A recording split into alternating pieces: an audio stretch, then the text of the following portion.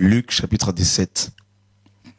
Nous lisons à partir du verset 20. Luc chapitre 17, à partir du verset 20. Les pharisiens demandèrent à Yeshua quand viendrait le royaume de Dieu. Il leur répondit, le royaume de Dieu ne vient pas de manière à frapper les regards. On ne dira point, il est ici ou il est là. Car voici, le royaume de Dieu est au milieu de vous. Alléluia, quelle parole. Et il dit aux disciples, des jours viendront où vous désirerez voir un des jours du Fils de l'homme, et vous ne le verrez point. On vous dira, il est ici, il est là. N'allez pas, ne courez pas après. Car, comme l'éclair resplendit et brille d'une extrémité du ciel à l'autre, ainsi sera le Fils de l'homme en son jour. Mais il faut auparavant qu'il souffre beaucoup et qu'il soit rejeté par cette génération. Ce qui arriva du temps de Noé arrivera de même au jour du Fils de l'homme. Les hommes mangeaient, buvaient, se mariaient et mariaient leurs enfants jusqu'au jour où Noé entra dans l'arche. Le déluge vint et les fit tous périr. Ce qui arriva du temps de Lot arrivera pareillement. Les hommes mangeaient, buvaient, achetaient, vendaient, plantaient, bâtissaient. Mais le jour où Lot sortit de Sodome, une pluie de feu et de soufre tomba du ciel et les fit tous périr. Il en sera de même le jour où le Fils de l'homme paraîtra. Voilà, on peut s'arrêter là. Le Seigneur, mes amis, est en train de nous donner des indices concernant le jour, n'est-ce pas, de Christ, le jour où Dieu va intervenir ouvertement dans les affaires humaines. C'est vrai que beaucoup de personnes se posent la question, mais si Dieu est Dieu, s'il existe, pourquoi laisse-t-il, n'est-ce pas, les méchants commettre autant d'atrocités? Pourquoi Dieu laisse-t-il autant de souffrances, n'est-ce pas?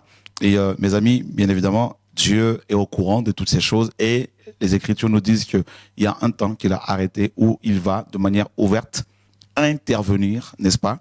Et pour mettre fin justement à toutes ces barbaries.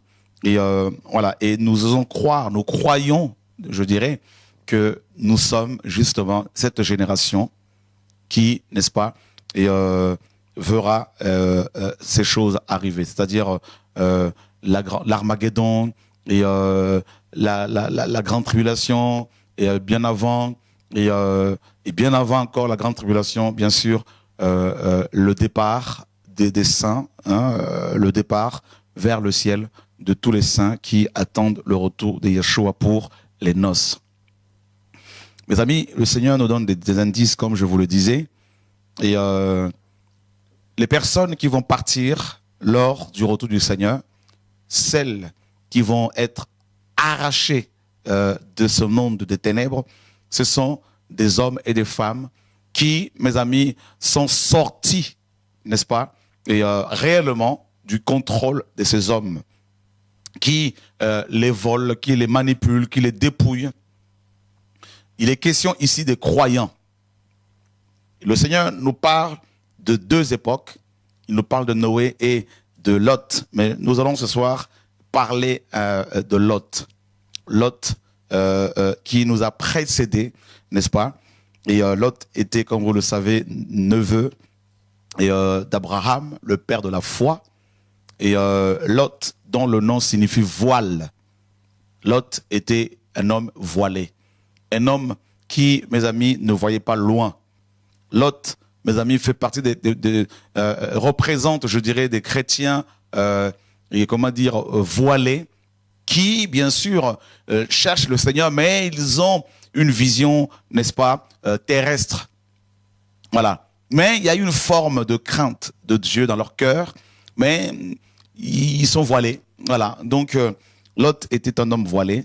Et Dieu a dû demander à Abraham de se séparer d'avec Lot, son neveu. Et regardez bien, dans le livre de Genèse chapitre 12, n'est-ce pas?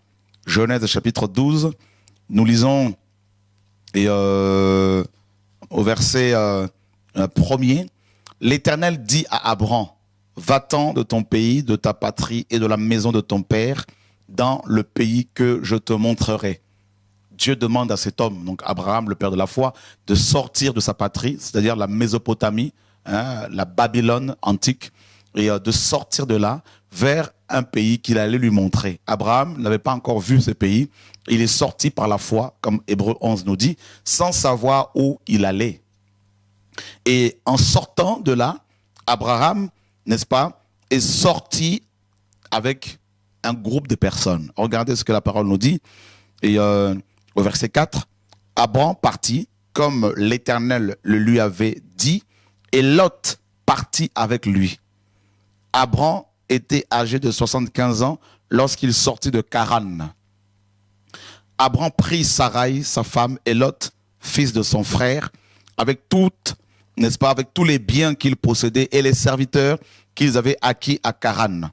Ils partirent pour aller dans le pays de Canaan et ils arrivèrent au pays de Canaan. Voilà. Donc, voilà ce qui va se passer. Donc, Abraham sort avec, n'est-ce pas, Lot, son neveu, du pays de Charan. En fait, ils étaient d'abord sortis de la Mésopotamie et ils se sont, n'est-ce pas, arrêtés à Charan ou Charan, selon Genèse chapitre 11, et versets 31 à 32. Donc, ils sortent d'abord de la Mésopotamie, ils vont s'arrêter à Charan, et c'est là que le père d'Abraham, selon Genèse 11, va mourir, Térak, dont le nom signifie retard. Ils vont, n'est-ce pas, rester quelque temps à Charan, mais Dieu ne les voyait pas là, à Charan. Et de nouveau, Dieu dira à Abraham de sortir, n'est-ce pas, de Charan pour aller à Canaan. Vous voyez, donc, lorsque Dieu va lui demander pour la première fois de sortir de sa patrie, c'est-à-dire la Mésopotamie, dans le pays dur, en Babylonie, Abraham est sorti ne sachant pas où aller. Il est sorti par la foi. Et avec son père, avec Lot, son neveu et plein d'autres serviteurs qu'ils avaient, des brebis, ils vont s'arrêter à Charan. Et Dieu, pour la seconde fois, va venir parler à Abraham en lui disant « Sors de là », dans Genèse 12. Et Abraham sort de Charan et Dieu lui dit cette fois-ci pour aller justement dans le pays de Canaan. Voilà, donc, et on le voit et, au verset 5 où il est dit que Abraham va partir de Charan. Et voilà, donc il part de là, cette fois-ci avec une vision claire, c'est-à-dire Canaan. Et pendant leur marche vers Canaan, la parole nous apprend qu'il y a eu bien sûr des problèmes en cours de route entre les bergers des brebis d'Abraham et les bergers, mes amis, des brebis de Lot. Il y a eu dispute, querelle. Alors, Abraham, dans Genèse 13, va demander à Lot, n'est-ce pas, son neveu, de choisir où il allait partir. Et regardez ce que la parole nous dit dans Genèse chapitre 13, verset 14. L'Éternel dit à Abraham, voilà, et on va prendre d'abord Genèse 13, verset, n'est-ce pas, 5. Lot, qui voyageait avec Abraham, avait aussi des brebis, des bœufs et de tentes. Et la contrée était insuffisante pour qu'ils demeurent ensemble, car leurs biens étaient considérables, étaient si considérables qu'ils ne pouvaient demeurer ensemble. Il y eut querelle entre les bergers de troupeaux d'Abraham et les bergers des troupeaux de Lot. Les Cananéens et les Phérésiens habitaient alors dans le pays. Abraham dit à Lot qu'il n'y ait point, je te prie, de dispute entre moi et toi, ni entre mes bergers et tes bergers, car nous sommes frères.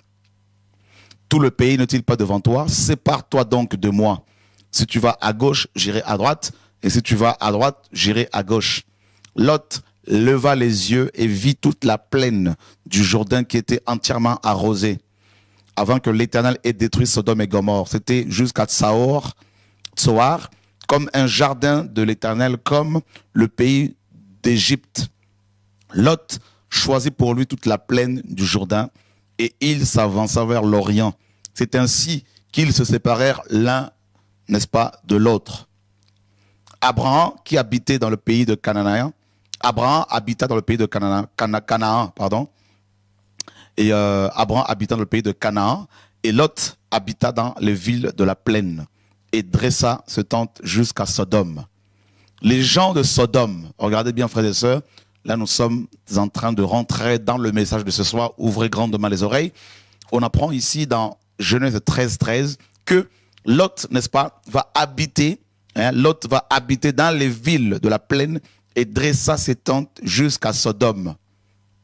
Les gens de Sodome étaient méchants et de grands pécheurs contre l'Éternel.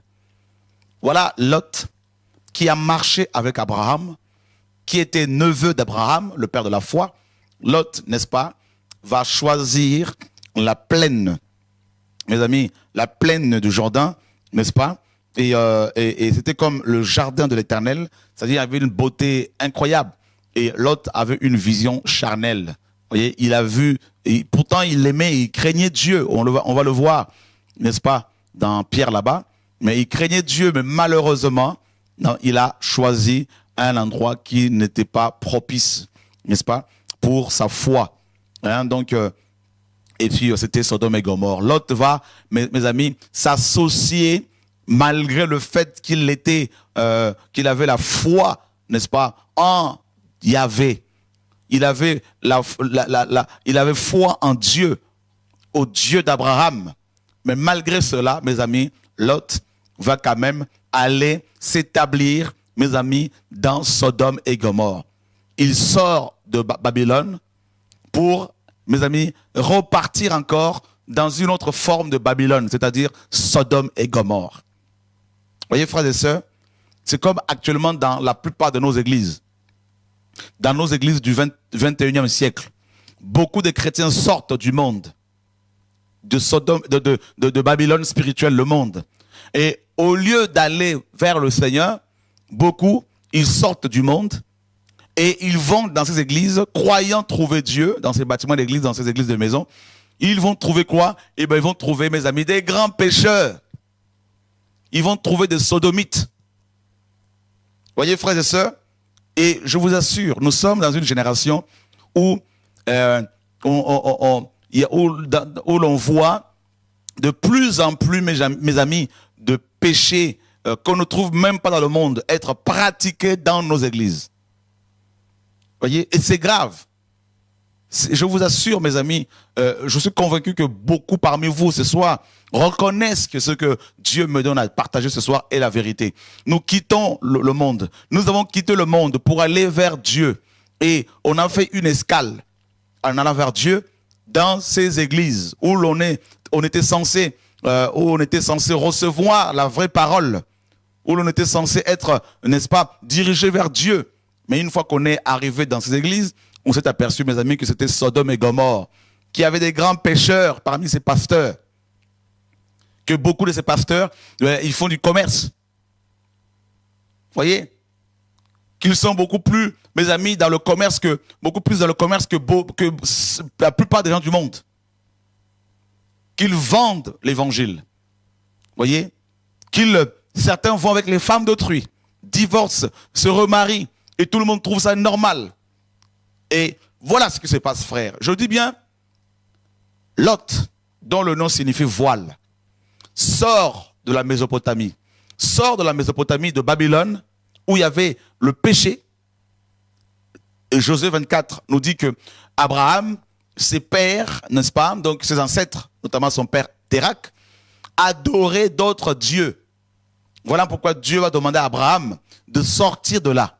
Et Lot en profite. Lot a profité de l'appel d'Abraham, de son oncle, parce qu'il avait un appel puissant.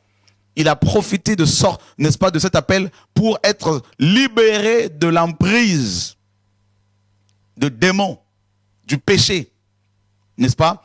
Il a profité de la grâce d'Abraham pour recevoir la vie de Dieu. Voyez, frères et sœurs, il a marché pendant longtemps avec Abraham, à côté d'Abraham. Voyez, frère, mais il y a eu querelle. Et Dieu, mes amis, va demander à Abraham, va mettre à cœur, dans le cœur d'Abraham, la pensée de se séparer d'avec Lot, dont le nom signifie voile. Et Abraham se sépare d'avec Lot. Lot qui était voilé, comme le voile de la religion, parce que dans 2 Corinthiens chapitre 3, l'apôtre Paul nous dit que jusqu'à ce jour, quand ils lisent Moïse, un voile est jeté sur leur cœur. Et il n'est pas ôté car c'est en Christ seulement qu'il est ôté. Donc l'hôte, c'est le voile. L'hôte, c'est la religion. L'hôte, mes amis, représente les traditions d'hommes. Voyez, quand on est voilé, on a quitté Babylone, on a quitté le monde, et on arrive dans les assemblées, et on est voilé. On médite la parole sans la comprendre. Et on est voilé. Et on est enseigné par des pasteurs qui eux-mêmes sont aussi voilés. Je ne dis pas que tous sont voilés, mais vous conviendrez avec moi que la plupart de nos pasteurs d'aujourd'hui sont voilés. Voyez, frères, parce qu'ils sont restés sur Moïse. Moïse, c'est quoi? Moïse construit les bâtiments d'église. Moïse, mes amis, a un rapport avec la brique. Le fait de faire croire que ces maisons ou ces bâtiments sont la maison de Dieu, le temple de Dieu.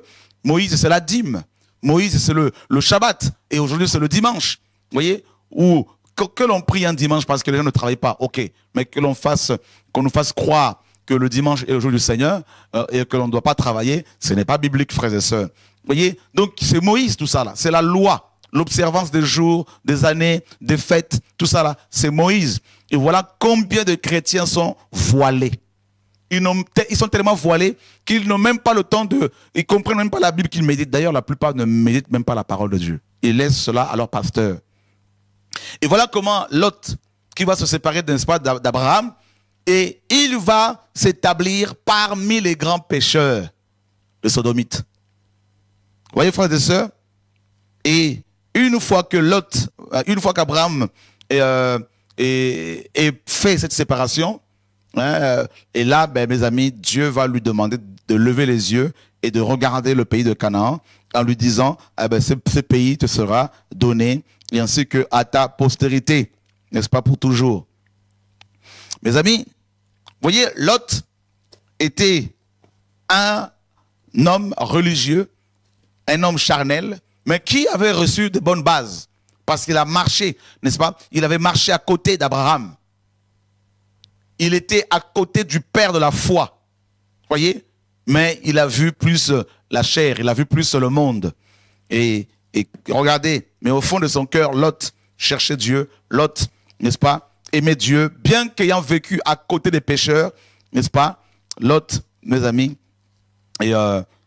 cherchait le Seigneur. Regardez, la parole de Dieu, mes amis, nous dit que son âme était tourmentée journellement. Seigneur, merci pour ta parole. Merci pour toutes ces belles choses que tu nous donnes. Regardez dans 2 Pierre chapitre 2. 2 Pierre chapitre 2. Nous lisons à partir du verset 4. Car si Dieu n'a pas épargné les anges qui ont péché, mais s'il les a précipités dans les abîmes de ténèbres et les réserve pour le jugement, s'il n'a pas épargné l'ancien monde, mais s'il a sauvé 8 personnes, dont Noé, ce prédicateur de la justice, lorsqu'il fit venir le déluge sur un monde impie, s'il a condamné à la destruction et réduit en cendres les villes de Sodome et de Gomorrhe, les donnant comme exemple aux impies à venir, et s'il a délivré Lot, le juste, profondément attristé de la conduite de ces hommes sans frein dans leur dérèglement, car ce juste qui habitait au milieu d'eux tourmentait journellement son âme juste à cause de ce qu'il voyait et entendait de leurs œuvres criminelles. Le Seigneur s'est donc délivré de l'épreuve les hommes pieux, et réservé les injustes pour être punis au jour du jugement, surtout ceux qui courent après la chair dans un désir d'impureté et qui méprisent l'autorité. Audacieux et arrogants, ils ne craignent pas d'injurier les gloires, tandis que les anges supérieurs en force et en puissance ne portent pas contre elles de jugements injurieux, des jugements injurieux devant le Seigneur. Voilà, donc on apprend ici que Lot était un homme juste. Bien qu'ayant choisi Sodome et Gomorrhe parce qu'il avait fait, mes amis, un mauvais choix, un mauvais calcul, on apprend que Lot était juste. Lot était juste. La parole, c'est pas moi qui le dis. Vous voyez, frère, il était juste.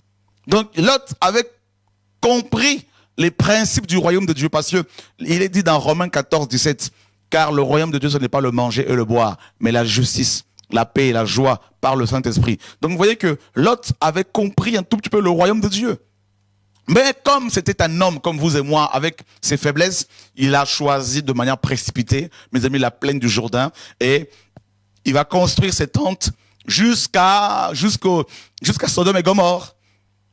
Tellement qu'ils étaient nombreux, donc il a dû, mes amis, s'établir au milieu, nous dit la parole, des sodomites, des gens de Gomorre, n'est-ce pas, des grands pécheurs devant Dieu, n'est-ce pas, au point où le cri de leur péché, mes amis, était parvenu jusqu'au trône de Dieu, selon Genèse 18. Voyez? Et, mes amis, et la parole nous dit que Lot était juste, et il était profondément attristé dans son cœur, à cause de la conduite des hommes de Sodome et Gomorre. Dans leur conduite, ils étaient sans frein. Voyez? C'est la loi qui met frein. C'est la loi qui met des règles. La loi qui nous freine mes amis, dans nos dérèglements. Parce que la chair, si tu ne mets pas des lois, mes amis, de règles, la chair, mes amis, fait n'importe quoi. Donc il faut la contrôler, il faut la gérer, n'est-ce pas? Il faut vraiment lui donner un cadre. Sinon, mes amis, elle va se laisser aller. Et là, mes amis, l'autre qui était là, mes amis, était profondément attristé. Et il attendait sa délivrance, parce qu'il est dit que Dieu l'a délivré à cause de sa justice. Dieu l'a délivré. Vous voyez, frères et sœurs? Alors, aujourd'hui, qu'est-ce que l'on peut comprendre de cette histoire de Lot et Sodome et Gomorre? Qu'est-ce que nous pouvons tirer comme enseignement pour les hommes et les femmes de notre génération? Oui, frère, il y a un enseignement à tirer là-dessus et je voudrais vous le partager. Jésus-Christ, on l'a lu dans Luc chapitre 17, n'est-ce pas? Il a dit clairement que le royaume de Dieu ne viendra pas de manière à frapper le regard. On ne dira pas qu'il est ici ou il est là. Voyez? De même, quand il y aura l'enlèvement de l'église, beaucoup de gens ne vont même pas s'en apercevoir. Tellement que très peu de personnes partiront. Voyez? Le Seigneur a dit clairement que ce qui arriva à l'époque de Noé et de Lot arrivera pareillement à l'avènement du Fils de l'homme. Ça veut dire que, littéralement, comme Lot, n'est-ce pas, était sauvé seul avec ses 2 filles, et que Noé, bien avant lui, était sauvé avec sa famille, 8 personnes seulement, Yeshua nous fait comprendre ici que lors de son retour, mes amis, lors de son retour, donc qui aura lieu en 2 temps, même si beaucoup de gens nient de plus en plus, remettent en cause l'enlèvement de l'église, nous croyons que l'église sera enlevée, mes amis, pour les noces. Et cet enlèvement qui aura lieu bientôt, frère, qui peut au jour d'aujourd'hui avoir lieu d'une seconde à l'autre, ne concerne que ceux et celles qui font partie de la famille de Dieu. Car c'est la famille de Noé qui était enlevée. C'est la famille de Lot également qui était enlevée. Vous voyez, frère? Et le premier homme à avoir connu l'enlèvement, c'est Enoch. Et on apprend que Enoch avait marché avec Dieu pendant 300 ans. Donc, notre génération, mes amis, est une génération qui est semblable à celle de Noé et de Lot. Et tous les ingrédients sont, mes amis, réunis et pour que Dieu frappe cette génération. Tous les ingrédients sont réunis. Même le monde ne supporte plus le péché de ses habitants. Même la nature, mes amis, nous dit la parole dans Romains chapitre 8, la nature même soupire après, mes amis, la révélation du Fils de Dieu. La création attend avec un ardent désir la révélation du Fils de Dieu. Pourquoi? Parce que la création a été soumise à la vanité, comme la parole nous dit, à cause de celui qui l'y a soumise, c'est-à-dire Adam. Voilà pourquoi il y a des catastrophes naturelles de plus en plus, où il y a de plus en plus de milliers de victimes, comme actuellement, mes amis, aux Philippines, où il y a plus de 100 000 victimes, 100 000 décès. Il y a plus de 80 000 au moins personnes qui ont disparu. Pourquoi? Parce que la terre ne supporte plus, mes amis, le péché. Et Dieu juge les nations. Alors les hommes diront, oh mais c'est normal. Frère, les nations sont en ébullition parce que le péché a atteint son paroxysme. Mes amis, qu'est-ce qui se passe? Des chrétiens, mes amis, dans le monde entier, comme Lot, se retrouvent dans Sodome et Gomorrhe spirituel, c'est-à-dire ces tombeaux blanchis, hein, ces cimetières, n'est-ce pas, ce qu'on appelle églises, églisettes, qui sont devenus de véritables tombeaux, hein, où des chrétiens sont en prison. Et les vrais enfants de Dieu dans ces églises souffrent journellement, souffrent, gémissent à cause des pratiques, n'est-ce pas, qui s'y commettent.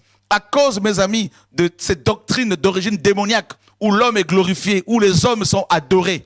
Comme Romains chapitre 1er le dit, ils ont préféré adorer et servir la créature au lieu du Créateur qui est béni éternellement. Alors les enfants de Dieu qui sont dans ces églisettes gémissent, pleurent, soupirent. Beaucoup sont muselés. On leur demande de ne pas parler, de ne pas prophétiser. Pourtant, Dieu leur donne des songes, des visions, que leurs églises, ça ne va pas, que c'est la mort, que c'est l'argent qui a pris place. Voyez? Et le cri du péché, hein, de ces églises sont parvenus jusqu'au trône de Dieu. Et Dieu envoie des anges, c'est-à-dire des messagers, pour proclamer la parole de Dieu, pour demander, mes amis, comme les deux anges qui avaient été envoyés dans Sodome et Gomorre, pour demander à la génération de Lot de sortir de Sodome et Gomorre, de sortir de ces églises. Vous me direz, frère, mais c'est pour aller où? Mes amis, mais il est temps. Lot, quand il est sorti, il est allé où? Lot est allé sur une montagne. On va le voir, frères et sœurs. Et la montagne, cette montagne est l'image du royaume de Dieu. Il est temps que nous rentrions dans le royaume, frères, pour ceux qui ne sont pas encore rentrés. Jésus a dit clairement dans Luc 17, 20, que le royaume de Dieu ne viendra pas de manière à frapper le regard. Les pharisiens attendaient un royaume physique. Et le royaume était déjà au milieu d'eux. Et ils ne l'ont pas reçu. Ils ne l'ont pas saisi. Ils ne l'ont pas compris. Tout comme, mes amis, dans notre génération actuelle, nos églises sont tellement remplies de vendeurs de bœufs, de vendeurs de pigeons, d'échangeurs de monnaie. Chacun monnaie la grâce qu'il a reçue. Chacun vend ses chants. Chacun vend ses CD. Chacun vend ses livres. Chacun vend ses enseignements, sa formation. Mes amis, la danse mondaine est rentrée dans les églises. Le rock, le rap, tous ces styles de musique païens, ces styles de musique païens sont rentrés. Hein? Ces styles sont complètement païens, hein? Donc sont rentrés dans les assemblées. Voyez, des pasteurs salariés, tout ça, on n'a pas vu ça dans la Bible. Le port de soutane, tout ça avec des toges, de kippas, tout ça c'est rentré, mes amis. Le mélange entre, mes amis, le bien et le mal, l'œcuménisme, le syncrétisme, hein, le mélange de toutes les religions, tout ça là, c'est dans notre génération. Voyez frère, nous sommes dans une génération de Sodome et Gomorre. C'est l'époque de Sodome et Gomorre.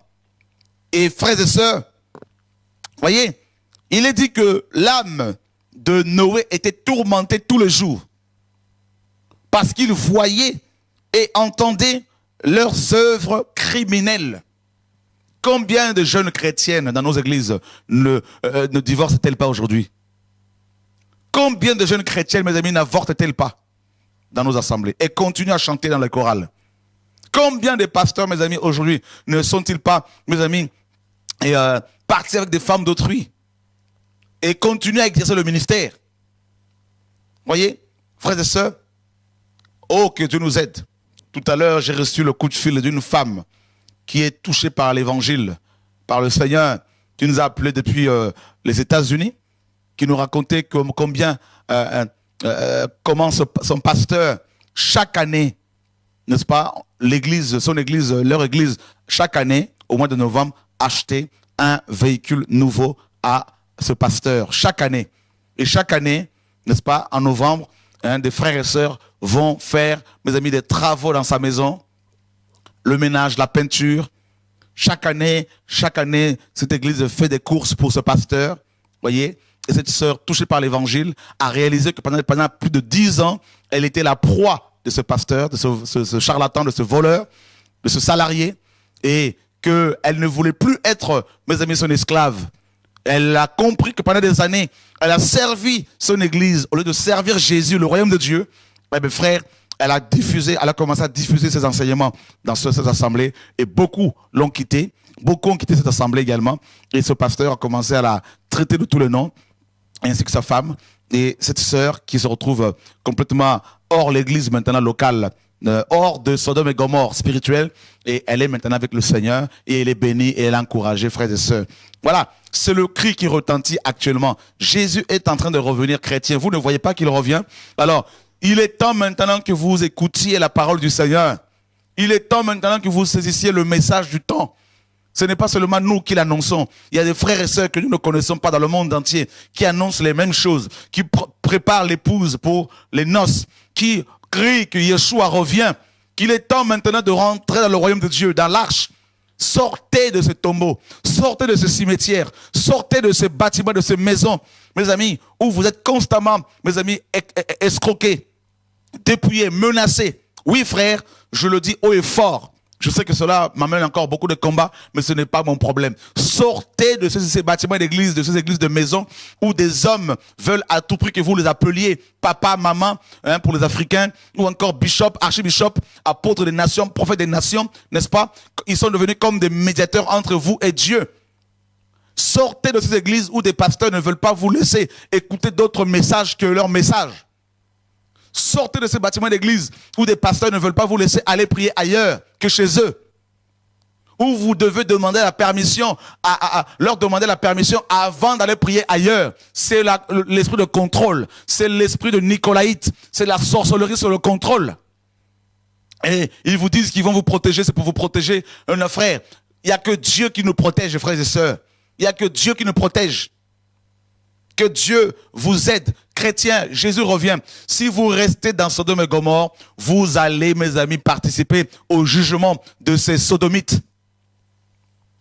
La parole est claire. Et Lot était tourmenté et Dieu l'a sorti de là parce qu'il a vu son cœur tourmenté. Et vous savez qu'est-ce qui s'est passé pour que Lot sorte de là? Frères et sœurs, allons voir dans Genèse. Lot avait un cœur qui cherchait Dieu. Il était juste. Ça veut dire qu'il avait un cœur propre. Un cœur juste, un cœur pur. Et regardez dans Genèse chapitre 18. Nous lisons à partir du verset, mes amis, et 16. Ces hommes se levèrent pour partir et ils regardèrent du côté de Sodome. Abraham alla avec eux pour les accompagner. Alors l'Éternel dit, cacherai-je à Abraham ce que je vais faire? Il est dit dans Amos 3.3, dans Amos 3.7, pardon, Dieu ne fait rien sans avoir révélé son secret à ses serviteurs les prophètes. Avant que Dieu n'intervienne, avant que Dieu ne frappe, Dieu avertit toujours. Et avant que Jésus-Christ de Nazareth ne vienne physiquement, mes amis, pour exercer son ministère, il a d'abord suscité Jean-Baptiste pour préparer sa venue. Et avant qu'il ne vienne nous chercher, il va envoyer des frères et sœurs comme vous, comme d'autres personnes ici et là, pour aller crier, pour aller avertir. C'est pour cela, ne négligez pas votre responsabilité, vous qui avez reçu la vérité aujourd'hui, frères et sœurs, par nous ou par d'autres personnes. Alors, la parole nous dit, Abraham deviendra certainement une nation grande et puissante, et en lui seront bénies toutes les nations de la terre. Car je l'ai choisi afin qu'il ordonne à ses fils et à sa maison après lui, n'est-ce pas, de garder la voie de l'Éternel en pratiquant la justice et la droiture, et qu'ainsi l'Éternel accomplisse en faveur d'Abraham les promesses qu'il lui avait faites. Et l'Éternel dit, le cri contre Sodome et Gomorrhe s'est accru, et leur péché est énorme. C'est pourquoi je veux descendre et je verrai s'ils ont agi entièrement selon le bruit qui est venu jusqu'à moi. Et si cela n'est pas, je le saurai. Les hommes s'éloignèrent et allèrent vers Sodome. Mais Abraham se tint encore en présence de l'Éternel. Abraham va, n'est-ce pas, exercer son ministère de sacrificateur, d'intercesseur, n'est-ce pas? Donc il va intercéder en faveur des sodomites. Et il va prier pour son neveu Lot. Frère, c'est exactement ce que Jésus-Christ de Nazareth fait en tant que fils auprès du Père, selon la parole. Il intercède pour nous. afin que nous tenions bon. Quand Satan lui a demandé, n'est-ce pas, le cœur de Pierre pour le cribler, Jésus dira à Pierre, Satan vous a réclamé, Pierre et les autres, Satan vous a réclamé pour vous cribler comme du froment, mais j'ai prié pour toi, afin que ta foi ne défaille point. Voyez frère, donc actuellement, Yeshua, notre Seigneur, est en train de nous soutenir, de soutenir ses frères et sœurs, mes amis, ses enfants, qui sont encore dans ces églisettes, qui sont volés par les pasteurs, qui sont abusés par les pasteurs. Jésus prie pour vous, frères. Et il prie afin que le jugement de Dieu ne nous touche pas. Il prie afin que, mes amis, le message qu'il a donné à ses serviteurs, à ses servantes, à ses messagers, à ses messagères, à ses anges, vous parvienne. Il prie pour que la vérité vous touche, afin que les écailles tombent de vos yeux, que le voile soit ôté, n'est-ce pas, afin que vous sortiez des sentiments et que vous abandonniez, n'est-ce pas, Sodome et Gomorrhe, vos amis avec lesquels vous êtes liés sentimentalement, pour les quitter parce qu'ils ne veulent pas de la vérité, afin de vous retrouver dans la solitude avec Dieu. Et c'est ce que Abraham a fait ici. Il a intercédé. Abraham s'approcha et dit, feras-tu périr le juste avec le méchant? Peut-être y a-t-il 50 justes au milieu de la ville. Les feras-tu périr aussi, et ne pardonneras-tu pas à la ville à cause des 50 justes qui sont au milieu d'elle? Faire mourir le juste avec le méchant, en sorte qu'il en soit du juste comme du méchant. Loin de toi cette manière d'agir, loin de toi celui qui juge toute la terre. N'exercera-t-il pas la justice? Et l'Éternel dit, si je trouve dans Sodome 50 justes au milieu de la ville, je pardonnerai à toute la ville à cause d'eux. Abraham reprit et dit, voici j'ai osé parler au Seigneur, moi qui ne suis que poudre et cendre. Peut-être des 50 justes en manquera-t-il 5. Pour 5 détruiras-tu la ville? Et l'Éternel dit, je ne la détruirai point si je trouve 45 justes. Abraham continua de lui parler et dit, peut-être se trouvera-t-il 40 justes. Et l'Éternel dit, je ne ferai rien à cause de ces 40. Abraham dit que le Seigneur ne s'irrite point. Et je parlerai. Peut-être s'y trouvera-t-il 30 justes. Et l'Éternel, mes amis, dit, je ne ferai rien si je trouve 30 justes. Abraham dit, voici, j'ai osé parler au Seigneur, peut-être s'y trouvera-t-il 20 justes. Et l'Éternel dit, je ne la détruirai point à cause de ces 20. Abraham dit, que le Seigneur ne s'irrite point, et je ne parlerai plus que cette fois. Peut-être s'y trouvera-t-il 10 justes. Et l'Éternel dit, je ne la détruirai point à cause de ces 10 justes. L'Éternel s'en alla lorsqu'il eut achevé de parler à Abraham. Et Abraham retourna dans sa demeure. Vous voyez comment Abraham a négocié avec Dieu. Il a négocié avec le Seigneur. Frère, il a commencé, mes amis, à parler de 50 justes. Et Dieu va parler, dialoguer avec l'homme. Et Dieu lui dit, s'il y en a 50, la ville sera épargnée. Abraham descend. 45, elle sera épargnée. 40, elle sera épargnée. 30, elle sera épargnée. 20, elle sera épargnée. 10, elle sera épargnée. Mais quand les anges sont arrivés dans Sodome et Gomorrhe, ils n'ont même pas trouvé 10 justes. Ils n'ont pas trouvé 10 justes. Ils en ont trouvé un seul. Oh frère, c'est grave. Donc, un seul. Un seul. Et c'était Noé. Et c'est pour cela, 2 Pierre nous dit que ce juste qui habitait au milieu d'eux avait l'âme tourmentée journalement, tous les jours, journalement. Lot était tourmenté. Lot, mes amis, était tourmenté. Vous vous rendez compte, frères et sœurs? Donc quand Jésus dit que ce qui arriva à l'époque de Noé et de Lot arrivera de même, ça veut dire que la plupart des églises là, frères, de nos églises là, sont remplies de gens qui vont en enfer.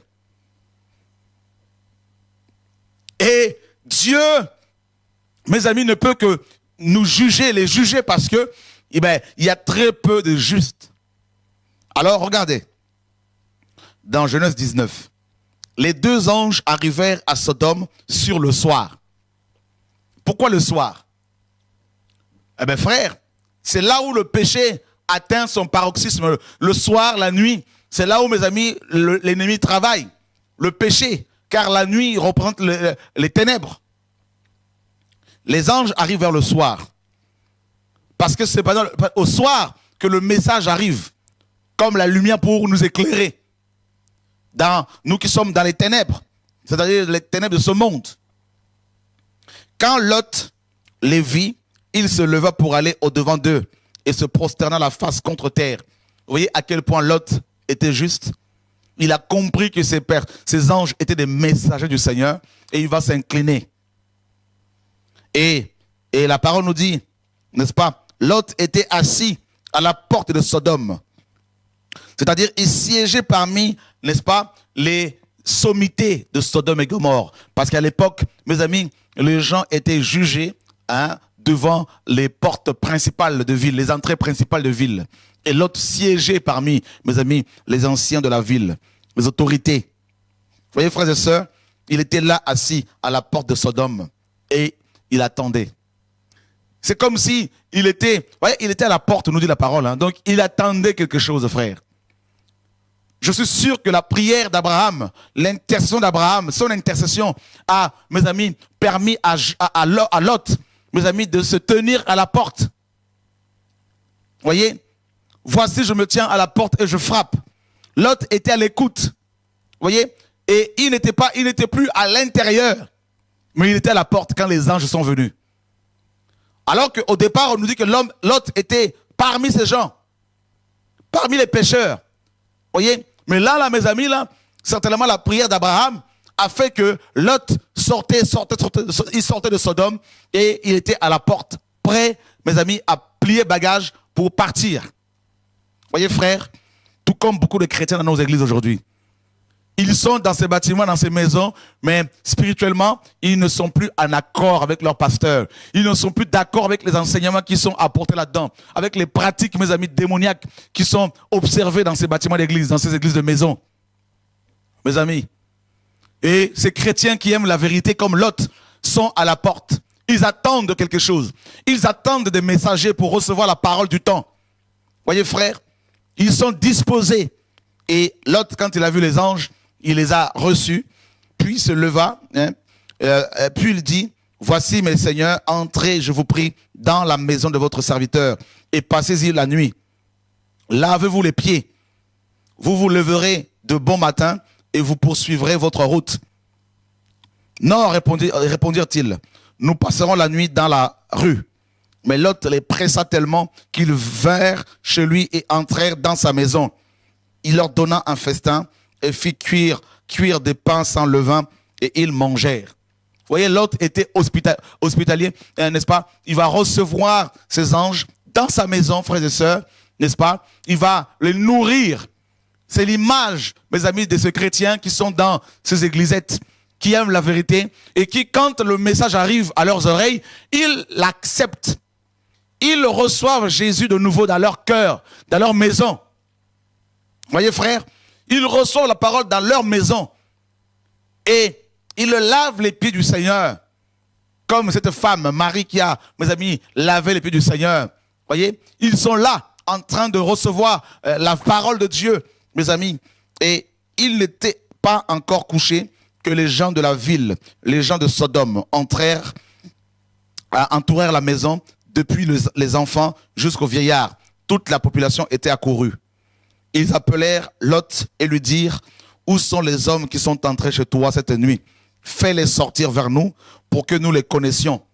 Littéralement, fais-les sortir afin que nous couchions avec eux.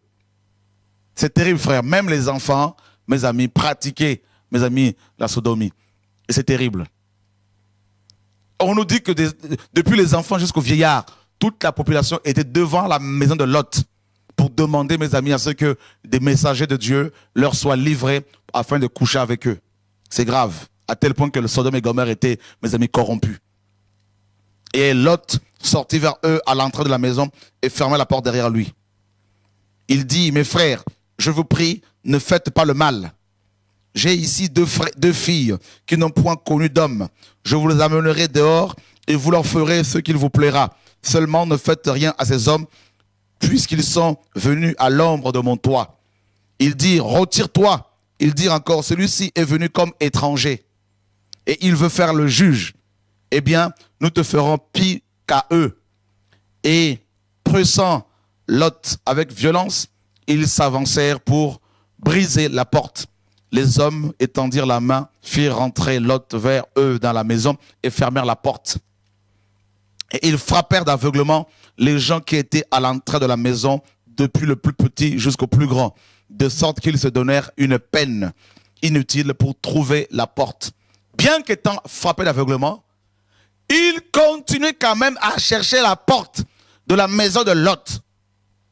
Pour vous montrer à quel point, mes amis, ces gens étaient déterminés à aller jusqu'au bout de leur, mes amis, appétit sexuel. C'est ce qui se passe dans nos églises aujourd'hui. Beaucoup de ces chrétiens, beaucoup de ces pasteurs sont frappés d'aveuglement. Ils sont frappés par un esprit d'égarement, selon 2 Thessaloniciens chapitre 2, parce qu'ils n'ont pas reçu l'amour de la vérité, comme Lot avait reçu les anges, n'est-ce pas? Eux, ils ne reçoivent pas les messagers de Dieu. Ils rejettent la parole de Dieu et ils sont frappés d'aveuglement, frères et sœurs. Et bien qu'étant frappés d'aveuglement, ils continuent, mes amis, à pécher, à voler. Et regardez, mes amis, Lot, quand il sort pour parler aux habitants de Sodome et Gomorrhe, il les appelle mes frères. Pendant longtemps, Lot a cru que c'était ses frères. Oh Dieu, sauve-nous. Aujourd'hui, frères, dans nos églises, frères et sœurs, tout le monde est frère, tout le monde est sœur, tout le monde est pasteur, mais c'est faux. Ce n'est pas parce que quelqu'un a un titre d'apôtre, de prophète, de pasteur, que c'est un bon pasteur. La parole est claire, on reconnaît un arbre à ses fruits. Jésus n'a pas vendu ses enseignements. Jésus n'a pas vendu, mes amis, des CD. Jésus n'a pas vendu ses livres. Ni Paul, ni Pierre, ni Jacques. Voilà les gens qui faisaient partie de la plante, de l'arbre de Jésus, car on reconnaît un arbre à ses fruits. Et ces vendeurs de pigeons aujourd'hui, ces marchands de miracles d'aujourd'hui, frères, ils font partie de quelle plante? Leurs fruits, mes amis, sont évidents. Alors, Lot les appelle frères. Mes frères, ne faites pas cela. Lot, qui t'a dit que ces gens étaient tes frères? Pendant longtemps, ils t'ont montré un faux visage. Pendant longtemps, ils ont joué à l'hypocrisie, te faisant croire qu'ils sont chrétiens, au point où tu es parti même te marier avec eux. Ma sœur, mon frère, tu l'as épousé comme un bon chrétien, tu l'as épousé comme une chrétienne, et ensuite tu t'aperçois que c'était, alléluia, un loup déguisé en agneau. Pendant longtemps, tu l'as servi à côté, croyant que c'est un homme de Dieu, pourtant tu t'es aperçu que c'est un voleur, qu'il a détourné de l'argent. Il s'est sauvé comme un serpent dans la forêt. Voilà, frère. Quel déconvenu. Quel, mes amis, alléluia. Oh, alléluia. Beaucoup de chrétiens sont complètement désabusés. Parce qu'ils se sont aperçus que ceux avec qui ils ont marché pendant des années n'étaient pas des frères, mais c'était des loups. Et c'est ce que Lot est en train de recevoir ici comme leçon. Mes frères, et ils vont lui dire, pousse-toi. Voilà cet homme qui est venu comme un étranger pendant des années, frère. Et ils ont fait croire à Lot qu'il était leur frère. Et à la fin, ils lui ont rappelé ses origines. Les sodomites étaient racistes. Tu n'es même pas des Sodome et Gomorrhe. Tu te prends pour quelqu'un qui fait partie de notre ville, de notre pays. Ils lui ont rappelé ses origines. Tu n'es pas sodomite. Tu n'es pas de Gomorrhe. Tu n'as rien à nous apprendre. Tu n'as pas à nous enseigner. Tu n'es pas comme nous. Tu n'es pas blanc comme nous. Tu n'es pas noir comme nous. Tu n'es pas maghrébin comme nous. Tu n'es pas métis comme nous. Tu n'es pas chinois comme nous, indien comme nous. Tu ne peux pas nous enseigner parce qu'on n'est pas pareil, parce qu'on n'a pas la même culture. Eh bien, quitte, pars d'ici.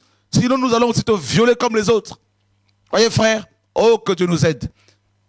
Ils ils ont rappelé à Lot ses origines à cause de la vérité que Lot leur annonçait. Quand tu vas commencer à dire la vérité à ces gens qui se disaient frères hier, sœurs, quand tu vas commencer à leur annoncer la vérité, ils vont commencer à te lapider. Ils vont commencer à se nourrir d'amertume contre toi, de haine, d'antipathie, de violence, n'est-ce pas, verbale contre toi, de haine. Et ils vont commencer à te traiter de tout le nom, à te manquer du respect. Hier, ils pouvaient t'appeler pasteur, apôtre. Aujourd'hui, ils vont t'appeler par ton nom pour te signifier qu'ils ont de la haine contre toi à cause de la vérité que tu annonces. Et c'est exactement ce que Lot a vécu ici, frère. Et, mes amis, ces hommes n'ont pas voulu, ils ont été frappés d'aveuglement. Et c'est exactement ce qui se passe dans nos églises. Beaucoup sont frappés par le Seigneur d'aveuglement, au point où ils ne voient même plus leur saleté, ils ne voient plus leur péché, frères et sœurs, l'égarement. Et ils ne prêchent plus sur la sanctification, la sainteté, sur l'amour pour le Seigneur, pour les âmes qu'il faut sauver, n'est-ce pas, pour l'évangile qu'il faut diffuser mondialement et gratuitement. Alors, la parole nous dit, mes amis, ces hommes vont faire rentrer Lot dans sa maison, ils vont fermer la porte. Et au verset 12, la parole nous dit, les hommes dirent à Lot, qui as-tu encore ici? Gendre, fils et filles, et tous ceux qui t'appartiennent dans la ville, fais-les sortir de ce lieu. Fais-les sortir de ce lieu. Quittez ce lieu où vous êtes. Quittez ces bâtiments d'église. Quittez ces tombeaux. Quittez, comme la parole le dit, frère, sortons de Babylone. Sortons du milieu d'eux. La parole est claire, c'est pas moi qui le dis. Les anges ont dit à Lot, sors avec eux. Car nous allons détruire ce lieu. Parce que le cri contre ses habitants est grand devant l'Éternel. L'Éternel nous a envoyés pour le détruire. Lot sortit et parla à ses gendres qui avaient pris ses filles. Levez-vous, dit-il, sortez de ce lieu, car l'Éternel va détruire la ville. Mais aux yeux de ses gendres, il parut plaisanter. Ah. Oh Dieu, sauve-nous. Vous savez pourquoi? Parce qu'ils étaient habitués à Lot. Donc du coup, ils n'ont pas, quand Lot a commencé à leur parler de la part du Seigneur, de la part de Dieu, ils se sont dit, ben, c'est notre beau-père. On le connaît. On le connaît depuis quand il est prophète. Depuis quand Dieu lui parle. Depuis quand Lot, depuis quand? Et puis nous avons des villas ici, des maisons, nous avons des grands bâtiments, des temples que nous avons construits, nous avons des jets privés, nous avons mes amis, des Cadillacs, des grosses Mercedes, des grosses BM, n'est-ce pas? Oh, nous sommes bénis. Alors, quittez. Oh non, mais tu plaisantes, Lot. Tu nous dis que le feu va tomber du ciel pour consumer Sodome et Gomorrhe, mais tu rigoles, Lot. Et le Seigneur a dit, mes amis, dans Luc chapitre 4, un prophète n'est méprisé que dans sa patrie. Parmi les siens. Ses propres gendres n'ont pas voulu l'écouter, n'ont pas voulu recevoir le message. Et, mes amis, Lot est allé évangéliser. Il est sorti pour répandre le message du temps. Sortez, sortez, sortez. Allons vers la montagne, vers le royaume de Dieu. Et ces gendres n'ont pas voulu écouter. Alors, qu'est-ce qui va se passer? La parole nous dit, frères et sœurs, n'est-ce pas?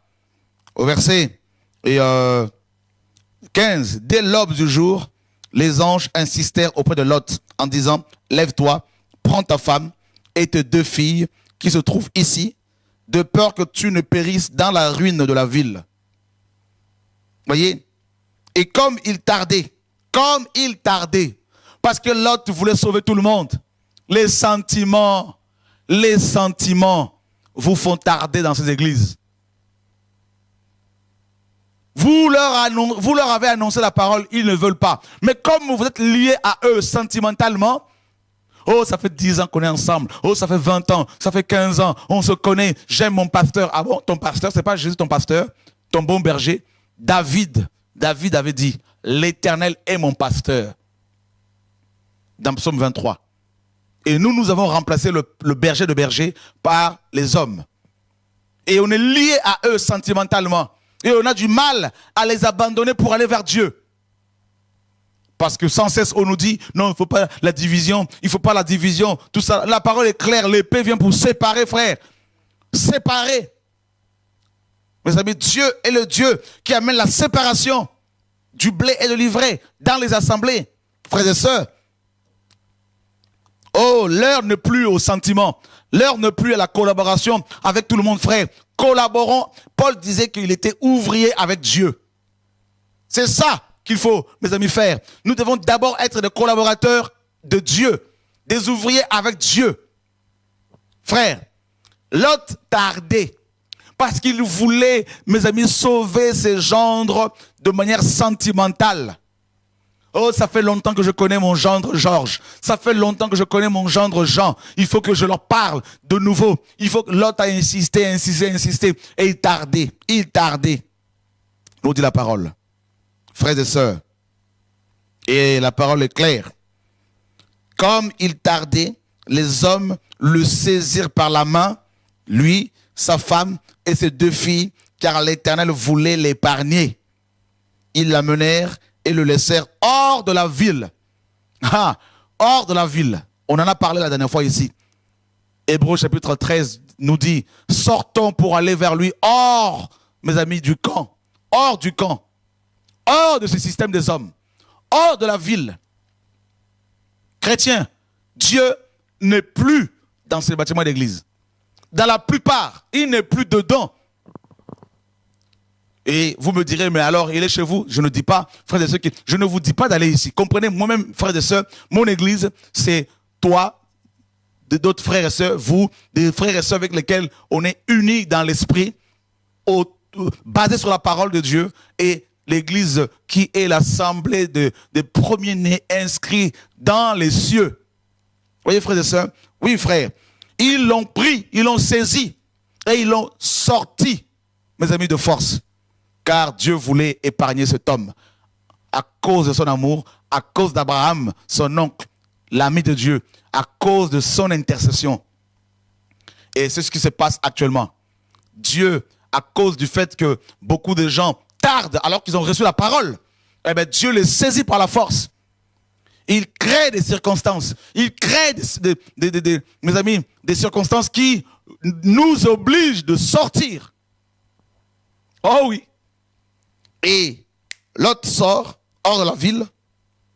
La parole nous dit, frères et sœurs, après les avoir fait sortir, l'un d'eux dit, sauve-toi pour ta vie. C'est l'heure de se sauver pour sa vie. Sauvez-vous. Sauvez-vous, chrétiens. Sauve-toi. La parole est claire, frères et sœurs. Sauvez-vous. Et la parole est claire. Sauve-toi pour ta vie. Hein, sauve-toi pour ta vie. Ne regarde pas derrière toi et ne t'arrête pas dans toute la plaine. Sauve-toi vers la montagne de peur que tu ne périsses. Sauve-toi vers la montagne de peur que tu ne périsses. Ah, vous me direz, frère, oui, sortir pour aller où? Mais la réponse est dans la Bible. Hein. Sortir pour aller vers la montagne. Hein? Mais c'est clair. Allons voir dans Daniel chapitre 4. Daniel. Oh, sortez pour aller où? Ne sortez pas pour aller encore auprès d'un pasteur. Ne sortez pas pour venir vers moi. Non, c'est pas ce que j'enseigne. Je ne vous donnerai pas les coordonnées d'un pasteur vers qui vous devez y aller. Arrêtez l'idolâtrie. Arrêtons ce message-là, c'est un faux message. Allez vers Jésus, c'est le seul refuge, le seul sauveur. Et il est réel, il est plus réel que toi et moi. Voilà. Nous sommes, mes amis, superficiels, fictifs. Mais lui, il est vrai, il est réel, et il est éternel. Et il ne change pas. Il est le même hier, aujourd'hui et éternellement. Nous allons passer, lui il ne passe jamais. Alors il faut aller vers lui. C'est ça le message. Regardez, la parole nous dit, mes amis. Nous sommes dans, mes amis, Daniel chapitre 2. Et voilà ce que la parole nous dit. Au verset 34. Tu regardais lorsqu'une pierre se détacha sans le secours d'aucune main, frappa les pieds de fer et d'argile de la statue et les mit en pièces. Alors le fer, l'argile, les reins, l'argent et l'or furent brisés ensemble et devinrent comme la balle qui s'échappe du nerf en été. Le vent les emporta et nulle trace n'en fut retrouvée. Mais la pierre qui avait frappé la statue devint une grande montagne et remplit toute la terre. Alléluia. Voilà la montagne, frère. C'est ça le message. La pierre angulaire qui frappe la statue de Nebuchadnezzar. La statue de Nebuchadnezzar ou Nebuchadnezzar, c'est ce système religieux. C'est le gouvernement mondial. C'est le nouvel ordre mondial. C'est les Nations Unies. C'est l'œcuménisme, le syncrétisme. Ce sont ces dénominations, ces fédérations d'églises qui sont, mes amis, alléluia, qui se sont retrouvés autour de Lucifer. Et il y a un royaume qui, mes amis, est en train d'être, mes amis, de descendre du ciel. C'est le royaume du Mashiach. Daniel, chapitre 2, mes amis, verset 44. Dans le temps de ces rois, le Dieu des cieux suscitera un royaume qui ne sera jamais détruit et qui ne passera point sous la domination d'un autre peuple. Il brisera et détruira tous ces royaumes-là et lui-même subsistera éternellement. C'est ce qu'indique la pierre que tu as vue se détacher de la montagne sans le secours d'aucune main et qui a brisé le fer, l'airain, l'argent, l'argile et l'or. Le grand Dieu a fait connaître au roi ce qui doit arriver après cela. Le songe est véritable et son explication est certaine. Ah oui, frère. Voilà. Les anges ont dit à Lot, sors pour aller vers la montagne. Et le même message est donné actuellement dans les nations. Sortez du péché. Sortons du péché. Sortons de Babylone. Sortons de la compromission. Sortons de ces fédérations, de ces dénominations. Sortons de la théologie. Sortons, mes amis, du péché, de la compromission, des sentiments. Pour aller où? Sortons de ces bâtiments d'église où Jésus n'est pas glorifié. Pour aller où, frère? Mais pour aller vers la montagne. C'est-à-dire le royaume de Dieu qui ne vient pas de manière à frapper le regard. Car on ne dira pas qu'il est ici ou il est là. Car le royaume, il est au milieu de nous. C'est quoi le royaume? C'est la justice, la sanctification, la crainte de Dieu, l'amour pour le Seigneur, la passion pour la vérité, la passion pour Christ. Le royaume, c'est quoi, frère? C'est l'amour. C'est-à-dire, je n'ai pas besoin que tu sois de mon assemblée locale pour pouvoir prier avec toi, pour te saluer. Non. J'ai pas besoin que tu sois un pasteur pour pouvoir, mes amis, te respecter. C'est-à-dire, dans le royaume, frère, il y a un seul pasteur, c'est Jésus-Christ de Nazareth. Il y a un seul apôtre, c'est Jésus-Christ de Nazareth. Il y a un seul diacre, c'est Jésus-Christ de Nazareth. Il y a un seul bishop, c'est Jésus-Christ de Nazareth. Il y a un seul Dieu, c'est Jésus-Christ de Nazareth. Il y a un seul Seigneur, c'est Jésus de Nazareth. Il y a un seul pasteur, c'est Jésus-Christ de Nazareth. C'est ça le royaume, frère. Oh oui, c'est ça le royaume. Et le royaume n'a pas de barrière. Le royaume, dans ce royaume, il n'y a ni blanc, ni juif, ni grec, ni homme, ni femme, ni africain, ni français, ni européen. Car ce royaume est composé d'un seul peuple. Le peuple du livre. C'est ça le message, frère. Et ce royaume est en train de venir sur le plan physique maintenant. Frère. Et c'est pour cela qu'il faut se préparer pour le recevoir. Il faut se préparer, frère. Il faut la repentance pour recevoir ce roi, pour entrer dans ce royaume qui sera établi à Jérusalem pendant 1000 ans. 1000 ans de bonheur sur terre, frère. Oh oui. Alors sortez pour aller vers le royaume. Vous voyez, frère, la femme de Lot est sortie de Sodome.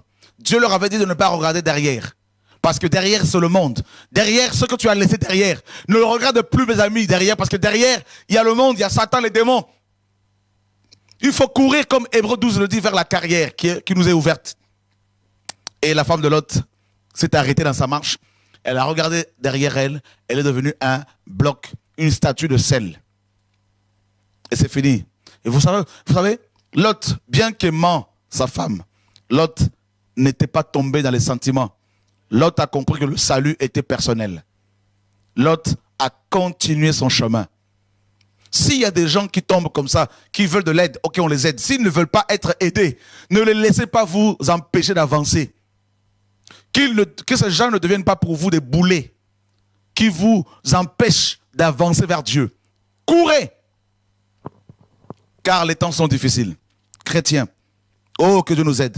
Alors il faut se réveiller, il faut se sanctifier, il faut se préparer frères, car les temps sont difficiles. Jésus est en train de revenir.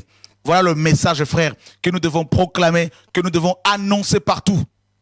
Nous sommes, mes amis, la génération qui verra le retour de Yeshua. Nous sommes la génération, mes amis, de Sodome et Gomorrhe. Et toutes les personnes qui sont dans ces églisettes, dans ces bâtiments d'église, où Christ n'est plus glorifié, où ce sont des hommes qui sont assis sur les estrades, comme des patrons, comme des chefs coutumiers, comme des prélats catholiques, comme des évêques catholiques, des monseigneurs, des papes. Frères, vous demandant de payer cet impôt qu'on appelle la dîme, de peur d'être maudit, frères et sœurs, où vous êtes dépouillés matin, midi, soir, dans ces églisettes où des pasteurs se mettent entre vous et vos femmes, ils amènent la division dans vos couples. Eh bien, chrétiens, priez pour eux, avertissez-les. S'ils ne veulent pas changer, sortez de là. Sortez de là. Sortez du péché. Sortez de la religion. C'est ça le message, frère. Oh, pour faire quoi, vous me direz? Eh bien, allez vers la montagne. Yeshua. Le royaume de Dieu. Vous avez connu pendant des années les églises. Maintenant, vous allez connaître le royaume de Dieu. Alléluia. Donc, le royaume de Dieu, c'est quoi? Le royaume de Dieu, c'est le fait que Dieu est esprit et que partout où nous allons prier avec sincérité, il se manifeste. Partout où nous prions, si nos cœurs sont sincères, eh bien, il a dit là où 2 ou 3 s'assemblent en mon nom, je suis au milieu d'eux. Eh bien, priez avec vos femmes, commencez les églises de maison chez vous, priez avec vos enfants, prenez le temps pour méditer la parole avec vos maris, vos femmes, vos enfants. Mettez en place des églises familiales, un culte familial. Voyez frères et sœurs, priez comme ça, prenez le repas du Seigneur entre vous, à la maison, préparez-vous à cela, frères, bâtissez des foyers solides, basés sur la parole. Frères et sœurs, et je vous assure, vous allez voir même des païens, vos voisins, venir chez vous pour recevoir la parole, pour recevoir la prière. Bien, priez pour les malades dans les hôpitaux, allez visiter les malades, frères et sœurs, n'est-ce pas? Les clochards dans la rue, partagez la parole, donnez-leur des Bibles, avec votre argent, achetez des Bibles et distribuez-les à vos voisins ici et là, frères et sœurs. C'est ça l'évangile, frères et sœurs. Sortons de ces prisons pour servir Dieu autrement. Vous voyez, frères et sœurs, c'est ça le royaume. Philippe a prêché la parole à l'eunuque éthiopien dans Acte 8. Il n'a pas cherché à le contrôler. Il a prêché l'évangile, il a baptisé cet homme et Dieu, mes amis, a pris Philippe et l'eunuque éthiopien a continué sa route avec Jésus. Et bien, pendant des années, on nous a fait croire que si on n'avait pas un pasteur homme, on n'allait pas être encadré correctement. Eh bien, laissez Dieu vous encadrer. Si réellement vous êtes converti, si vous faites confiance au Seigneur, si vous avez un culte familial chez vous à la maison, frères et sœurs, Dieu prendra soin de vous. Il n'est pas, mes amis, incapable de s'occuper de vous. Il n'est pas, mes amis, incapable. Nous avons cru qu'il était incapable. Il est temps que nous nous repentions de toutes ces, mes amis, de tous ces péchés, afin que Dieu reprenne toute la place dans nos vies, dans nos cœurs. Frères et sœurs, et l'autre s'est réfugié, hein, il est allé se réfugier dans cette montagne, et il était protégé, ainsi que ses 2 filles. Voilà, frères et sœurs. C'est ça, l'évangile. La montagne de l'Éternel. La montagne de l'Éternel. Allons voir ce que Ésaïe 2 nous dit par rapport justement à cette montagne. Ésaïe chapitre 2. Verset 1er. Prophétie d'Ésaïe, fils d'Amoz, sur Juda et Jérusalem. Il arrivera dans la suite de temps que la montagne de la maison de l'Éternel sera fondée sur le sommet des montagnes, qu'elle se lèvera par-dessus les collines, et que toutes les nations y afflueront. Des peuples s'y rendront en foule et diront, venez et montons à la montagne de l'Éternel, à la maison du Dieu de Jacob, afin qu'il nous enseigne ses voies et que nous marchions dans ses sentiers. Car de Sion sortira la loi et de Jérusalem la parole de l'Éternel. Voyez, frères et sœurs, la montagne de l'Éternel, c'est ça le royaume, frères. Et allons voir, frères et sœurs, aussi dans Hébreux chapitre 12. Il est temps que vous fassiez connaissance du royaume de Dieu. n'est-ce pas, parce que Yeshua a fait de nous des rois et des prêtres ou des sacrificateurs. Mais il est temps que vous compreniez maintenant que vous êtes dans un royaume.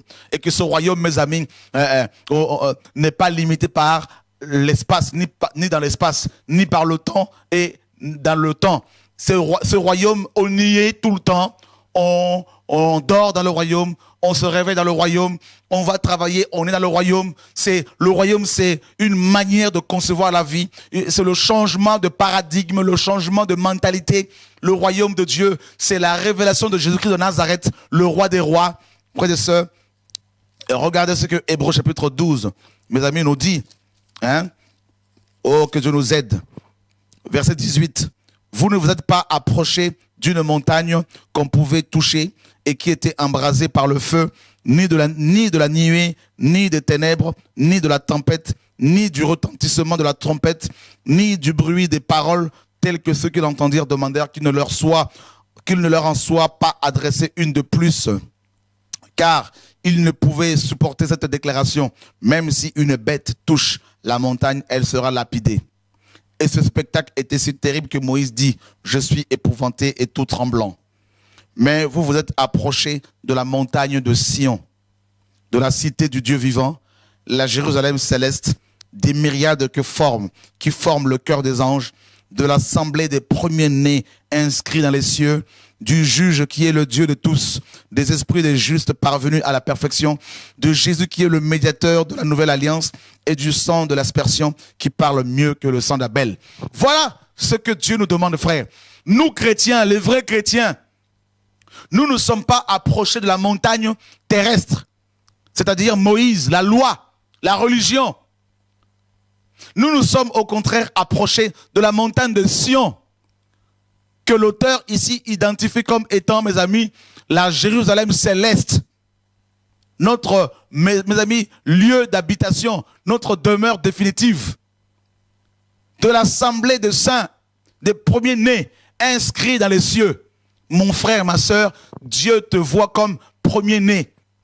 Les premiers-nés en Israël appartenaient d'office à Dieu. Donc tu appartiens non à ton pasteur, mais à Jésus ton pasteur. C'est lui Jésus ton pasteur. Donc tu lui appartiens entièrement. Tu ne dois plus être l'esclave, le serviteur, l'esclave de ton pasteur, ou de son église, ou de son organisation, ou de sa femme, ou de son système. À qui tu payais cet impôt? N'est-ce pas? Tu es premier-né, mon frère, ma sœur, premier-né. Ton nom est inscrit là-haut. Alors, tu es libéré de ce joug. Tu dois être libéré de ce joug. Comme les enfants d'Israël ont été libérés du joug de Pharaon pour servir Dieu dans le désert. Eh bien, c'est pareil. Dieu a envoyé Moïse avec un message libérateur pour libérer les enfants d'Israël, mes amis, des travaux pénibles. C'est exactement ce qui se passe aujourd'hui. Dieu envoie des frères et sœurs dans le monde entier pour donner un message libérateur, pour vous libérer de ce joug pastoraux, afin de servir votre Dieu sincèrement. Voyez, frère, parce que vous êtes déjà établis dans les cieux. Vous êtes sur la montagne de Sion, là-haut. Satan ne peut même pas aller là-bas pour vous atteindre. Ni les sorciers, ni les démons, ni la malédiction pastorale. Plus personne ne peut vous atteindre. C'est fini, frère. C'est fini. C'est pour cela que j'ose parler aujourd'hui, parce que je sais qu'ils peuvent me faire la guerre, mais jamais ils ne vont m'atteindre, parce que Jésus, frère, a dit, si j'ai vaincu, vous vaincrez. Hein? Comme j'ai vaincu, vous allez être des vainqueurs. Il a dit, frère, si, alléluia, je vous tiens dans ma main, personne ne pourra vous ravir de la main de mon Père. Et je crois Jésus. Voilà. C'est pour cela, frère, nous osons parler. Je sais que ce message dérange. Je sais que beaucoup me font la guerre. On me traite de bouffon de tous les noms. Je bénis Dieu et je bénis ces hommes. Mais je ne me tairai pas. Je préfère, mes amis, obéir à mon Dieu et être rejeté, être seul avec Jésus, plutôt que d'être au milieu des pasteurs, être dans la foule, dans le système de la religion des hommes, de la religion, et être sans Dieu. Je préfère, mes amis, regarder ces choses qui étaient pour moi des gains. Toutes ces invitations à gauche, à droite, tous ces salaires qu'on me donnait avant, je préfère regarder cela comme de la boue et gagner le ciel, gagner Jésus de Nazareth. C'est ça le message, frère. Donc je ne vous demande pas de sortir des églises de manière charnelle. C'est Dieu qui demande cela, c'est biblique, on l'a vu. Et il ne vous demande pas de sortir pour aller vers moi, ou vers un autre pasteur, ou un prédicateur, ou un chrétien. Arrêtez cela. Sortez pour aller vers Dieu. Organisez des réunions d'église dans vos maisons. Organisez de temps de prière chez vous, avec vos femmes, vos maris, vos enfants. Vous serez étonnés de la manière dont Dieu va commencer à vous visiter chez vous. Vous serez visités par le Seigneur, guéris par le Seigneur, sans l'imposition des mains des pasteurs, des apôtres, des prophètes. Vous verrez, vous serez étonnés. Sortez de là parce que le monde est rentré dans l'église. La musique profane dans l'église, les concerts payants dans les églises, des CD payants dans les églises, des formations bibliques payantes dans les églises, frères et sœurs, de l'ordination dans l'église, la présentation des enfants à Dieu comme sous la loi de Moïse dans les églises, frères et sœurs, des pasteurs assis sur les estrades et qui ne vous laissent pas parler dans les églises. Or, la parole dit dans 2 Corinthiens 3, 17, or le Seigneur c'est l'Esprit. Et là où est l'Esprit du Seigneur, là où est la liberté. Alors, vous n'avez pas compris que la liberté n'existe plus dans ces églises? La liberté n'existe plus dans ces bâtiments d'église. Quittez, allez vers le Seigneur, priez chez vous avec vos femmes, vos voisins, et vous allez vivre le réveil. Et si vous êtes pasteur, apôtre, docteur, évangéliste, eh bien, quittez également ce système, quittez vos dénominations, quittez, n'est-ce pas, la théologie, brûlez ces diplômes théologiques. C'est Jésus qui va nous donner des diplômes là-haut, ce jour-là. Brûlez ces diplômes de baptême. Brûlez, mes amis. Alléluia. C'est ces livres où l'on vous encourage à la masturbation. Mes amis, fermez vos bibliothèques là, vos librairies chrétiennes où vous vendez la parole de Dieu. Fermez ou démissionnez. Voyez, frères et sœurs. Et revenez à l'évangile pur, à la simplicité de l'évangile. Prêchez le vrai Jésus qui n'a jamais demandé quoi que ce soit aux gens, notamment en matière d'argent, de finances. Et revenez à cet évangile pur, frères et sœurs. Et Dieu va vous accueillir. La parole est claire dans 2 Corinthiens, frères. Vous pouvez nous appeler au 01 64 98 90 45. 2 Corinthiens 6, verset 17. C'est pourquoi sortez du milieu d'eux et séparez-vous, dit le Seigneur. Ne touchez pas à ce qui est impur et je vous accueillerai. Je serai pour vous un père et vous serez pour moi des fils et des filles, dit le Seigneur Tout-Puissant. Vous voulez être accueillis par Dieu lors de l'enlèvement? Eh bien, vous devez d'abord vous séparer d'avec le mal, d'avec les ténèbres et sortir, n'est-ce pas? Vous devez d'abord sortir et vous séparer avant d'être accueillis par Dieu. Sans la sortie de Babylone, sans la séparation du blé de l'ivraie, vous ne serez pas enlevés. Et il y aura des pleurs, des surprises. Ce jour-là. Que Dieu nous garde, frères et sœurs. Donc, si vous voulez témoigner, vous pouvez nous appeler. Et voilà, on a du temps pour, n'est-ce pas, écouter vos témoignages au 01 64 98 90 45. Voilà, mes amis, que le Seigneur nous garde, que le Seigneur nous soutienne. Le combat est rude. Le combat n'est pas facile.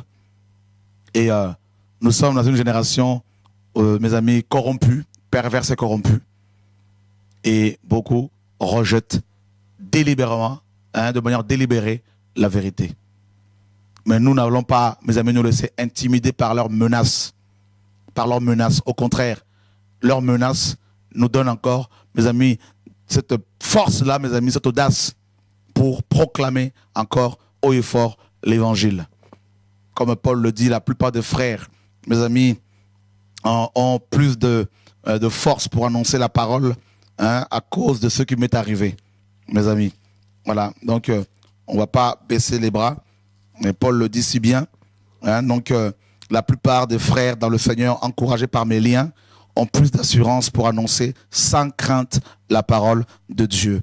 Et au verset 27, 28, il dit seulement conduisez-vous d'une manière digne de l'évangile de Christ, afin que soit que je vienne vous voir, soit que je reste absent, j'entends dire de vous que vous demeurez ferme dans un même esprit, combattant d'une même âme pour la foi de l'évangile, sans vous laisser aucunement effrayer par les adversaires, ce qui est pour eux une preuve de perdition, mais pour vous de salut.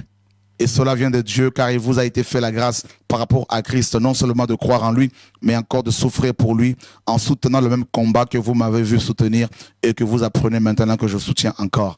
Allô, bonsoir. Oui, bonsoir. Donc, je m'appelle Manuela, j'appelle depuis Corbeil. Donc, j'ai appelé pour encourager en fait les frères et sœurs, parce qu'il y a 2 semaines de cela, le Seigneur m'a parlé au travers d'un songe et il me disait, beaucoup me cherchent au niveau des prédicateurs, ils ne me recherchent pas dans l'intimité, sortez de là. Et donc je me suis réveillée, je me suis dit parce que je prie beaucoup, je dis Seigneur parle-moi, et je me suis dit qu'est-ce que ça veut dire. Donc le lendemain, j'étais à la maison et le Seigneur me fait regarder une de vos vidéos et c'était l'intimité. Donc j'écoute, le Seigneur me parle, il me dit ce que je recherche, c'est une relation personnelle avec toi. Une relation personnelle avec toi, reviens à la parole, reste à mes pieds. Donc j'ai écouté encore le message sur Marie et Marthe. Et aujourd'hui encore, j'étais en train d'écouter, de regarder encore la vidéo du rêve de samedi dernier, et où le Seigneur encore parlait par rapport à, comme vous le disiez, vous dénonciez toutes ces choses-là. Et j'avais vraiment l'encouragement du Seigneur, parce que ça fait un petit moment que le Seigneur m'a beaucoup interpellée, il m'a beaucoup touchée, et là il m'encourage encore. En fait, c'est un encouragement, je voulais transmettre ça aux frères et sœurs, de vraiment s'attacher à la parole, parce que c'est plus dans les bâtiments, c'est plus dans les assemblées qu'on va trouver Jésus, c'est une relation personnelle. C'est une relation personnelle avec le Seigneur. Quand on le recherche de tout son cœur, il se laisse trouver et il désire des cœurs sincères. Il ne désire pas qu'on s'assied dans des assemblées, parce qu'il n'est pas d'une église baptiste ni évangélique. C'est un Dieu véritable qui se révèle à celui qui le cherche réellement. Donc c'était vraiment ça que je voulais dire et encourager les frères et sœurs. Amen, merci Seigneur, merci. Continue à persévérer comme ça. Et de temps à autre, si Dieu te conduit à partager la parole avec des frères et sœurs pour vous encourager, et fais-le, mais sinon garde ta relation avec le Seigneur. Merci bien. Que Dieu vous bénisse. Amen. Voilà. Donc, nous croyons à l'exercice ou à la fonction des 5 ministères d'Éphésiens 4, mais dans le cadre, mes amis, de la communion fraternelle, une communion, c'est-à-dire un partage bilatéral, mutuel, pas un exercice, mes amis, du ministère qui va dans un seul sens, un exercice du ministère unilatéral. Non, c'est-à-dire du pasteur vers les brebis, les frères et sœurs. Et non, c'est la communion fraternelle. C'est-à-dire le pasteur prie pour vous, vous priez pour lui. Il vous partage la parole, vous partagez la parole avec lui. Donc il y a un échange. Voilà, donc c'est des encouragements mutuels. Et c'est ça. Donc c'est pas cette fonction pastorale est beaucoup déformée dans nos églises au point où on a donné toutes les responsabilités au pasteur. Donc du coup, ils croulent sous le poids de la charge et ils finissent par déraper, par faire n'importe quoi et par devenir des stars et dépouiller, voler les frères et sœurs au point même d'aller avec plusieurs femmes parce que justement ils deviennent des stars. Donc il faut vraiment que les chrétiens comprennent que oui, nous croyons au ministère de la parole, mais en exerçant avec des frères et sœurs, et nous croyons à la communion fraternelle avec des frères et sœurs, comme la parole le dit. Donc le plein évangile, nous croyons à l'évangile dans son entièreté. Mais à ces églises où il y a la starisation des ministères, où il y a la glorification des chantres, des prédicateurs, non, frères et sœurs, non. Et la sœur qui a appelé l'a très bien souligné de la part du Seigneur, que Dieu, mes amis, veut une relation personnelle avec chacun de nous. Et voilà, donc il est temps justement que les frères et sœurs sortent de ce système religieux pour aller vers Dieu en priant avec, n'est-ce pas, foi et détermination. Et le Seigneur le dit dans Matthieu 6,6, mais quand tu pries, entre dans ta chambre, ferme ta porte et prie ton Père qui est là, dans le lieu secret, et ton Père qui voit dans le secret te le rendra. Allô, bonsoir. Oui, allô, bonsoir. Oui, vous m'entendez? Très très bien, oui.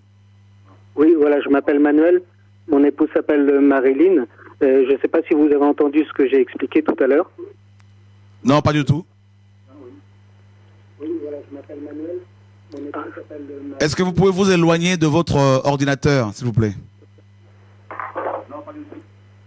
Voilà, je voudrais témoigner tout simplement de ce que Dieu fait dans notre vie. Allez-y. Oui, voilà, je m'éloigne. Voilà, allez, vous êtes en direct, vous pouvez y aller déjà.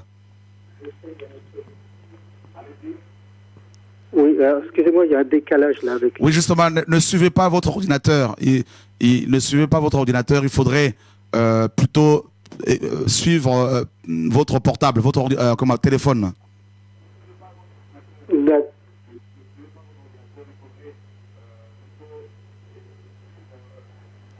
Allô, vous pouvez y aller, on vous attend, on vous écoute.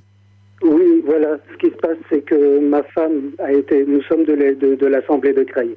Ma femme, ce week-end, a été libérée de plusieurs esprits mauvais qui étaient en elle. Plusieurs frères de l'Assemblée de Creil peuvent en témoigner, ils étaient présents. Depuis qu'elle a été libérée, l'Esprit de Dieu parle à travers elle, elle prophétise. Et toute la nuit, une bonne partie de la nuit, elle a prophétisé sur justement ce que vous venez de dire, que nous devions sortir justement de Sodome et Gomorrhe, que nous devions quitter nos habitudes, que nous devions arrêter de regarder ce qui se passe à côté de nous, mais regarder ce qui se passe en nous, que nous devions regarder la paille que nous avions dans l'œil, enfin la poudre que nous avions dans l'œil, qu'il fallait retourner à Jésus, qu'il était le centre de toutes choses. Amen, gloire à Dieu, amen, c'est ça l'évangile. Voilà. Merci frère, merci. Voilà, mais mon épouse est à côté. D'accord. Voilà. Ce que je voudrais savoir, est-ce qu'il vous serait possible de nous rappeler Donc, on va voir à quelle heure on va finir et puis il n'y a pas de souci. D'accord. Vous avez notre numéro? Non, mais l'équipe technique pourra gérer ça parce que c'est vrai que beaucoup de gens demandent à ce qu'on le rappelle, mais j'ai plus tellement, parce qu'il y a tellement de gens qu'il faut appeler, donc du coup, on veut plutôt que les gens aillent vers le Seigneur. D'accord, mais parce que nous avons une demande particulière à faire auprès de vous. Ok, ben les frères, l'équipe pourra vous appeler, il n'y a pas de problème, les frères et sœurs qui sont là. Nous avons besoin d'aide, en fait, nous avons besoin d'aide. Ok, justement, donc les frères et sœurs pourront voir ça, pas de souci. D'accord. Par contre, souvenez-vous, je ne sais pas si vous vous souvenez, vous avez reçu un couple samedi. Vous avez reçu un couple samedi dans votre bureau. Au bras de fer, c'était nous. Ok, tout à fait, ouais, tout à fait. D'accord. Ok, que Dieu soit béni. Donc, bonne continuation en tout cas. Allô, voilà, bonsoir frères et sœurs. Donc, et pour ceux qui viennent de nous rejoindre, on a fini pratiquement notre émission. Et soyez encouragés, soyez fortifiés. Et je tiens à dire aux pasteurs, aux personnes qui ont la charge du troupeau du Seigneur, nous ne sommes pas contre les pasteurs, ni contre les hommes, c'est contre le système religieux. Et il y a beaucoup de frères et sœurs qui ont la charge du troupeau, enfin des frères, des pasteurs qui ont la charge du troupeau, qui cherchent le Seigneur, qui souffrent, qui sont aussi victimes de ce système religieux. Et nous voulons leur dire qu'il est temps que vous preniez position pour la vérité, parce que nous aurons tous des comptes à rendre au Seigneur. Ne craignez pas la réaction des hommes. Ne craignez pas de perdre certains frères et sœurs, certaines brebis.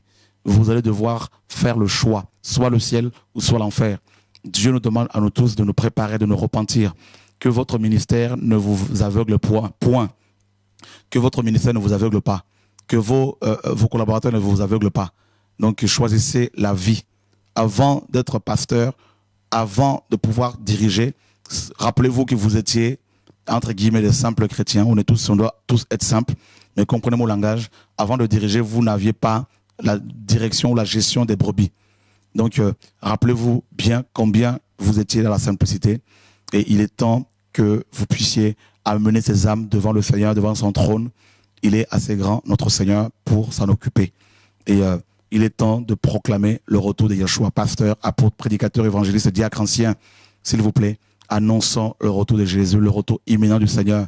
Et si nous le faisons avec notre cœur, avec sincérité, nous aurons des couronnes, nous aurons nos récompenses. Et c'est ce qu'il faut faire. Et c'est un appel qui vient de mon cœur. C'est vraiment un appel qui vient du cœur du Père et qui touche mon cœur en même temps. Et ma joie est grande de voir quand même qu'il y a de plus en plus de pasteurs qui prennent le courage maintenant pour annoncer la sanctification de leurs assemblées, pour préparer les frères et sœurs au retour de Yeshua et qui ne veulent plus prêcher pour avoir un salaire, mais qui prêchent pour amener les gens au ciel. Et il est temps, frère. Le Seigneur est en train de revenir. Il est en train de revenir, s'il vous plaît. Préparons-nous.